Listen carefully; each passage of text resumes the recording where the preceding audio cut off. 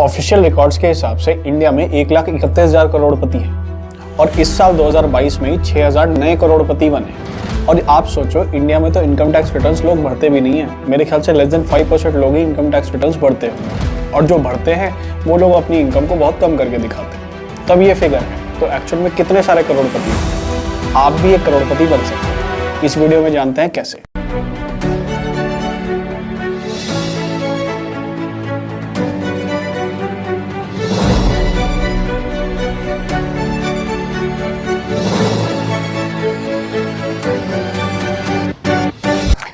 आप किसी भी ल्यूक्रेटिव प्रोफेशन जैसे कि डॉक्टर हो गया, लॉयर हो गया या सीए हो गया, इसके टॉप 5% में अपनी जगह बना लें, या किसी गवर्नमेंट जॉब में एक अच्छी पोजीशन पे जाके बैठ जाए। भाई एक गवर्नमेंट जॉब में अगर आप एक अच्छी पोजीशन पे सेट हो गए तो आपकी सैलरी तो फिक्स है ही है। आपने थोड़ा काम कम भी किया तो कोई आपसे पूछेगा नहीं, आपकी सैलरी आती रहेगी। आप तो एक तरह से घर के जवाई बन गए। उसके साथ साथ जो ऊपर की कमाई है वो मोस्ट ऑफ द केसेस में एक अच्छी पोजीशन पे सैलरी से भी ज्यादा होती है। तो आपके पास एक मोटा पैसा बहुत मिनिमल एफर्ट से आता है। और अगर आप किसी ल्यूक्रेटिव प्रोफेशन के टॉप 5% में आ गए तो भी पैसे की कोई लिमिट नहीं है। भाई फर्ज करते हैं एक डॉक्टर है, उसका एग्जाम्पल पकड़ लेते हैं। ओपीडी करता है, वो 500 रुपये लेता है अपने ओपीडी के। भाई सुबह 50 पेशेंट देख लेता होगा, शाम को 50 पेशेंट देख लेता होगा, जो कि नॉर्मल है। 100 पेशेंट उसने दिन के देखे तो 500 रुपये के हिसाब से 50,000 रुपये की उसकी डेली रेवेन्यू होगी। एक एग्जाम्पल ले लेते हैं कि भाई 4 छुट्टियाँ लेता होगा, 26 दिन तो काम करता ही है। उस हिसाब से 13 लाख रुपए की उसकी रेवेन्यू होगी। ऑपरेशनल कॉस्ट ज़्यादा से ज़्यादा 40% हो सकती है उसकी। 40% भी पकड़ते हैं तो 5,20,000 रुपये के उसके खर्चे हो गए, तो 7,80,000 रुपये उसके पॉकेट में आ गए। अब 2-3 मेरे डॉक्टर फ्रेंड्स हैं, वो बताते हैं कि ओपीडी में भी लेस देन 50% जो रेवेन्यू होती है वो ओपीडी की होती है। ज़्यादा से ज़्यादा रेवेन्यू तो कमीशंस की फॉर्म में आती है। जो वो टेस्ट लिख के देता है, जो वो मेडिसिन देता है, जो एम्बुलेंस होती है, उस सब पे कमीशन आता है डॉक्टर। हम एक एग्जांपल पकड़ लेते हैं कि चलो 50% तो है ही है, 50% से ज़्यादा नहीं तो 50% तो है ही है कमीशंस की इनकम।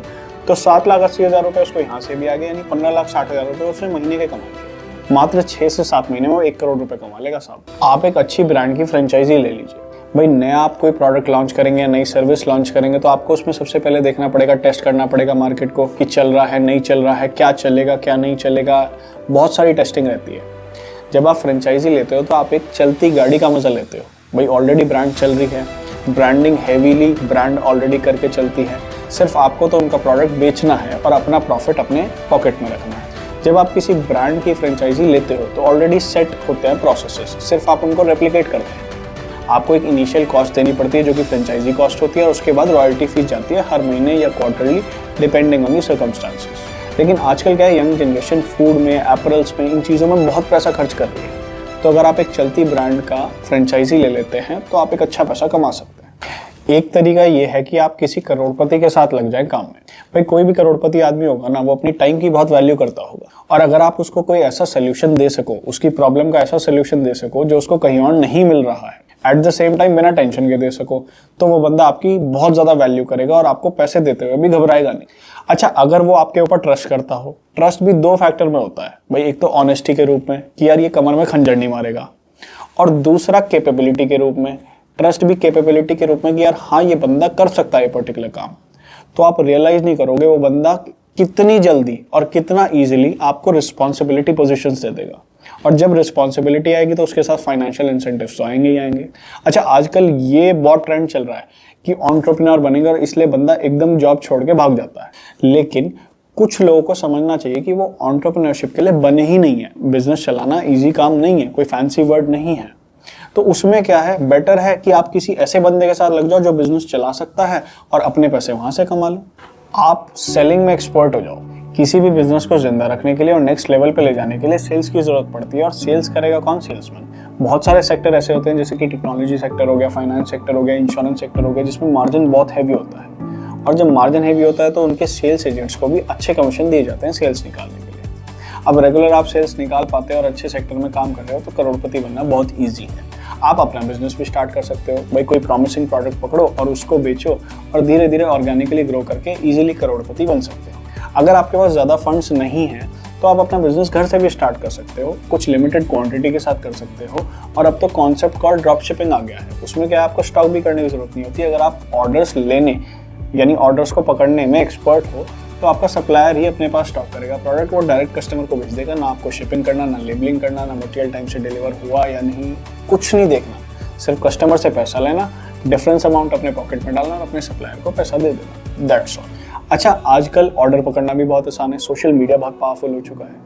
मैं एक दिन शार्क टैंक देख रहा था, उस पर एक 22 साल का दिल्ली का लड़का एक पिच मारने आया था स्नीकर ब्रांड करके। तो आप सबने तो सुना ही होगा, जैसे हर घर की पहचान उसके टॉयलेट या बाथरूम से होती है, उसी तरीके से हर इंसान की पहचान उनके जूतों से होती है। उस बंदे ने इंस्टाग्राम पे जो रीसेलिंग चलती है उससे अपना बिजनेस खड़ा कर लिया, जिसमें वो प्रीमियम स्नीकर्स बेचता था। उसके बाद उसने स्नीकर्स के केयर प्रोडक्ट्स और स्टोरेज प्रोडक्ट्स भी स्टार्ट कर दिए, और आप समझो इस तरह की ब्रांड ऑलरेडी करोड़पति तो वो है ही है, लेकिन कुछ साल में वो मल्टी करोड़पति बन जाएगा इजीली। आप हमारी तरह यूट्यूब पे वीडियोस बना सकते हो और मोटा पैसा कमा सकते हो। इसका बड़े एग्जाम्पल है साई, जिसने गंगम स्टाइल वाली वीडियो लॉन्च करी थी और वो करोड़ों रुपए उस वीडियो से कमा चुका है, और अब भी करोड़ों रुपया कमा रहा है, बैठ के कमा रहा है, ज़्यादा मेहनत नहीं करनी पड़ती। अब तो वीडियो चल गई, अब तो पैसा उसके घर बैठे बैठे आ रहा है। अच्छा, जब वीडियोस चलने लग जाती हैं किसी भी चैनल की, तो सबसे पहले उसको एड रेवेन्यू आने लग जाती है, और जब अच्छी क्वांटिटी में वो चलती है तो 1 करोड़ रुपए वो कब कमा लेगा ऐड से पता भी नहीं चलेगा उसको। और ये तो एक बहुत नॉमिनल इनकम है। जब उसका चैनल चल जाता है तो ब्रांड्स उसको अप्रोच करती हैं एडवर्टाइजमेंट के लिए। काफ़ी सारी ब्रांड्स तो क्या है, टीवी से यूट्यूब पे शिफ्ट कर रही है, क्योंकि यूट्यूब पे टारगेटेड मार्केटिंग होती है। भाई टारगेटेड मार्केटिंग क्या हो गई, अगर टीवी पे कोई ऐड इंश्योरेंस कंपनी दिखाती है तो हर बंदे को दिखा रही है, जिसका इंश्योरेंस से लेना देना नहीं, जिसके पास पैसे नहीं है, सबको दिखा रही है। लेकिन फॉर एग्जांपल वो हमें हायर कर रही है और हमारे चैनल पे हमारे व्यूअर्स को दिखा रही है, तो हमारे व्यूअर्स है फाइनेंस के, तो उनके लिए बिल्कुल रेलेवेंट बैठता है, तो टारगेटेड मार्केटिंग रहती है। अब जैसे अंकुर वारिको भैया हो गए, वो कोर्सेज लाते रहते हैं तो कोर्सेज सेल करते हैं। रचना रानडे हो गई, वो अपनी मर्चेंडाइज सेल करती हैं, तो multiple sources of income easily बन जाते हैं और एड रेवेन्यू बहुत नॉमिनल बन जाती है। करोड़ों रुपए में खेलना बहुत इजी हो जाता है। आप कुछ क्रेजी सा यूनिक सा प्रोडक्ट पकड़ लो, उसको बेचना स्टार्ट करो, शायद चली जाए, लेकिन ये गैम्बलिंग के तरीके से होगा। आप एग्जैक्टली स्ट्रैटेजाइज नहीं कर सकते कि इस तरह एग्जीक्यूट करूंगा, इस तरह प्लानिंग करूंगा और इस तरह सक्सेस मिल ही जाएगी। लेकिन लाइफ में बहुत सारी चीज़ें ऐसी होती हैं जिनको आप 100% प्लान करते हो, लेकिन फिर वो अपनी डायरेक्शन में निकल जाती हैं। लेकिन अगर इस तरह का बिजनेस आपका चल गया तो कभी कभी आपको एक्सपेक्टेशन से ज़्यादा रिजल्ट दे देगा, और अगर नहीं चला तो बहुत मज़ा आने वाला है इसको चलाने में। एक एग्जांपल देता हूँ, यूएस में एक कंपनी है पोटैटो पार्सल करके, जो कि एक आलू के ऊपर सिर्फ मैसेज लिख कर कोरियर कराती है, दैट्स इट। सुनने में भी इडियोटिक लग रहा है, लेकिन इस कंपनी की 2021 में वैल्यूएशन $1 मिलियन थी। 70,000 ऑलरेडी डिलीवरीज ये कर चुके हैं और $700,000 का ये रेवेन्यू कमा चुके हैं। सोचो कितना पैसा कमा चुके होंगे। कॉस्ट तो कुछ है नहीं, आलू के ऊपर लिख के सिर्फ कोरियर कराना। लेकिन ये ऑब्वियस है कि आप अपना इमरजेंसी फंड का पैसा बिल्कुल भी इस तरह के स्टंट में मत डालें। मेन बात यह है कि कोई भी ऐसा पैसा जो आप लूज करना अफोर्ड ना कर सकते हो, वो इस तरह के क्रेजी आइडिया में बिल्कुल मत डालें। आप एक सब्सक्रिप्शन बिजनेस स्टार्ट कर लीजिए। इसमें क्या आपको रिकरिंग रेवेन्यू आती रहेगी। हो सकता है कि आपकी मार्जिन कम हो लेकिन वॉल्यूम हाई रहेगी, और अगर आपने कोई यूनिक प्रोडक्ट पकड़ लिया तो आपका मार्जिन भी हाई होगा, वॉल्यूम भी हाई होगा, रिकरिंग बिजनेस आता रहेगा, तो करोड़पति बनने से तो आपको कोई रोक ही नहीं सकता। और आजकल ये नहीं कि आपको अपना नया प्रोडक्ट ही लॉन्च करना है सब्सक्रिप्शन के लिए। बहुत लोग क्या करते हैं, क्यूरेशन करते हैं। अब मैं एक बंदी को जानता हूँ जो एक बॉक्स बनाती है जिसमें लेटेस्ट ब्यूटी प्रोडक्ट्स जो आते हैं ना, वो सभी को ट्राई करेगी, और जो उसको बेस्ट फील होगा वो एक बॉक्स बना के अपने सब्सक्राइबर्स को भेज देगी। और उसके सब्सक्राइबर्स उसको पैसा क्यों देते हैं? भाई मार्केट में जाके उनको हर चीज़ को ट्राई नहीं करना, बेस्ट ऑफ द प्रोडक्ट्स उनके घर पे आ जाते हैं। मार्केट में क्या नया आ रहा है उनको ऐसे ही पता चल जाता है। और जो उसकी ब्रांड्स हैं, जो नई ब्रांड लॉन्च करते हैं, नए प्रोडक्ट्स मार्केट में लाते हैं, वो उसके पीछे लगे रहते हैं कि भैया आप हमारे प्रोडक्ट को अपने बॉक्स में डालो, हाई डिस्काउंट्स देंगे आपको और best of the best quality देंगे, क्रेडिट फैसिलिटी भी देंगे, जो भी फैसिलिटी है सब देंगे, आप हमारे प्रोडक्ट को अपने बॉक्स में डालो। तो वो अपने सप्लायर्स को भी हमेशा मैनेज करके रखती है, क्योंकि नई ब्रांड्स होती है उनको इस तरह की एडवर्टाइजमेंट की जरूरत पड़ती है। और ये तो प्रोडक्ट के केस में हुआ। सर्विसेज में भी आप देखो OTT प्लेटफॉर्म्स आ गए, जैसे कि Amazon प्राइम आ गया, नेटफ्लिक्स आ गया, वूट आ गया, सोनी लाइव हो गया, ये बहुत सारे ऐसे प्लेटफॉर्म्स खड़े हो गए। ये भी तो सब्सक्रिप्शन ही लेते हैं, हर महीने आपसे एक फिक्स चार्ज लेते हैं और कंटेंट आपको देखने देते हैं। जो लोग मेरे साथ इस वीडियो के एंड तक रुके उनके लिए एक बोनस टिप। बहुत सारे लोग मैंने रोडपति से करोड़पति बनते देखे हैं, लेकिन करोड़पति से रोडपति बनते हुए देखे हैं, और उसका प्राइमरी रीजन होता है कि उनके मनी मैनेजमेंट के स्किल्स बहुत पुअर होते हैं। वो पैसा तो कमा लेते हैं लेकिन उसको मैनेज कैसे करना है उनको पता ही नहीं होता। उस पैसे को कहाँ लगाना है, क्या करना है, कुछ नहीं पता होता। खर्च कर देते हैं, उड़ा देते हैं और बिल्कुल खत्म हो जाते हैं। मैं आपको रेकमेंड करूंगा कि जैसे ही आपके पास कुछ पैसा है तो 10%, 20%, 30% जितना आपके लिए कन्वीनियंट है उतना पैसा पैरेलली इन्वेस्ट करते चलें। उससे क्या होगा, जो आपकी इन्वेस्टेड मनी होगी एक तो अपनी जगह सेव हो जाएगी, और वो और पैसा आपको कमा के देगी पैसों में, और फिर आप धीरे धीरे वेल्थ क्रिएशन के पाथ पे आगे बढ़ते जाओगे।